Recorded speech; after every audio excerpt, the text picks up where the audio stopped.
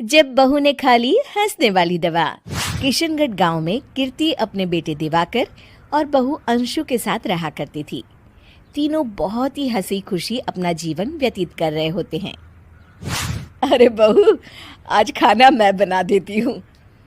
नहीं माँ जी, आप क्यों तकलीफ कर रही हैं? आप आराम कीजिए, खाना मैं ही बनाऊंगी। कितनी अच्छी बहू मिली है मुझे, भगवान ऐसी बहू सबको दे। सब कुछ ठीक चल रहा होता है कि एक दिन गलती से अंशु हंसने वाली दवा खा लेती है। बस उस दिन से सब कुछ बदल जाता है। अरे बहू, मेरे घुटनों में बहुत दर्द हो रहा है, जरा बाम तो दे दे। अरे बाम लगा कर क्या करोगी माँ जी? मैं पाँव दबा देती हूँ। अरे एक तो मुझे पाँव दर्द हो रहा है, ऊपर से तुम हंस रही हो। आई एम सॉरी माँ जी। अरे फिर से हंस रही है, जा तू मेरे कमरे से, मुझे तुझसे बात नहीं करनी। हे भगवान, ये क्या हो गया? अब माँ जी क्या सोचेगी? 2 दिन बाद कीर्ति घर में किटी पार्टी रखती है। उसकी सभी सहेलियां घर आने वाली होती हैं। अरे बहू, मेरी कुछ सहेलियां आज दोपहर को घर आने वाली है। आज कुछ खाने में अच्छा सा बनाना। सहेलियां? क्यों? मेरी सहेलियां नहीं हो सकती क्या? तुम फिर से हंस रही हो? नहीं माँ जी, मैं हंस नहीं रही हूँ। अरे फिर से हंस रही हो और बोल रही हो कि हंस नहीं रही। नहीं माँ जी, मैं तो तुम जाओ मेरे सामने से और किचन का काम कर लो, जाओ। दोपहर को कीर्ति की सभी दोस्त खाने पर आ जाती हैं। अरे वाह, घर तो बहुत सुंदर सजाया है कीर्ति।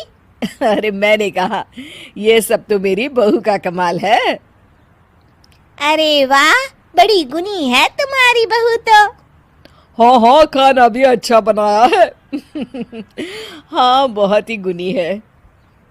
तो हमको नहीं मिलवाओगी क्या, या छुपा कर रखोगी अपनी हीरे जैसी बहू को? अरे नहीं नहीं, अभी बुलाती हूँ। अंशु, ओ अंशु, बहू रानी। अंशु बाहर आती है। जी माँ जी। बहू, ये सब मेरी सहेलियां हैं, मिलो सबसे। नमस्ते आंटी। नमस्ते बेटा, बहू तो बहुत अच्छी मिली है तुमको, किस्मत वाली हो तुम। किस्मत वाली? अरे क्या हुआ? हंस क्यों रही हो? नहीं नहीं, मैं हंस नहीं रही हूँ। तभी अचानक सांची के हाथ से चम्मच छूट जाता है और उसका कुर्ता गंदा हो जाता है। अंशु फिर से हंसने लगती है।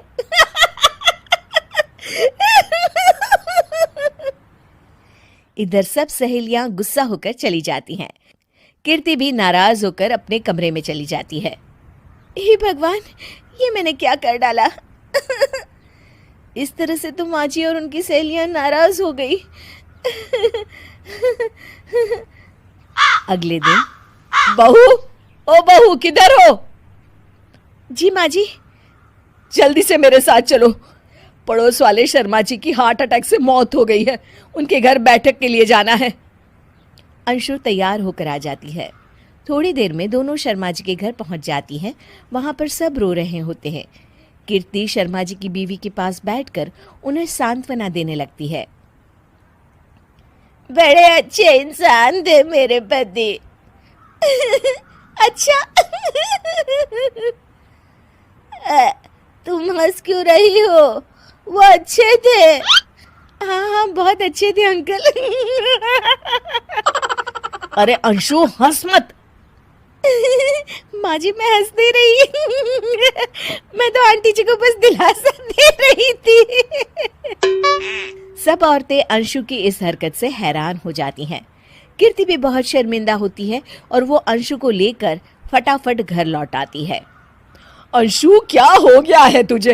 हंस क्यों रही थी तू वहां पर? नहीं बाजी, मैं तो बस अरे तो फिर से हंस दी। जा तू अपने कमरे में, मुझे तो तुझसे बात ही नहीं करनी। मेरा बेटा ही तुझसे बात करेगा अब। रात को जब दिवाकर घर लौट आता है तो कीर्ति दिवाकर को सब कुछ बताती है। ठीक है माँ, अब फिक्र मत करो, मैं अंशु से बात करता हूँ। दिवाकर अपने कमरे में जाता है। जी आ गए आप कैसे हैं? मैं तो ठीक हूँ, बस सर में हल्का दर्द है। सर में दर्द अरे इसमें हंसने की क्या बात है? नहीं, मैं हंस नहीं रही हूँ मुझे तो फिक्र हो रही है आपकी एक तो मेरे सर में दर्द है, ऊपर से तुम हंस रही हो। अरे कैसे समझाऊं मैं आपको मैं हंस नहीं रही अंशु, तुम इस घर से चली जाओ। माँ ने मुझे बताया जो भी तुमने शर्मा आंटी के घर किया और किटी पार्टी में भी। नहीं जी,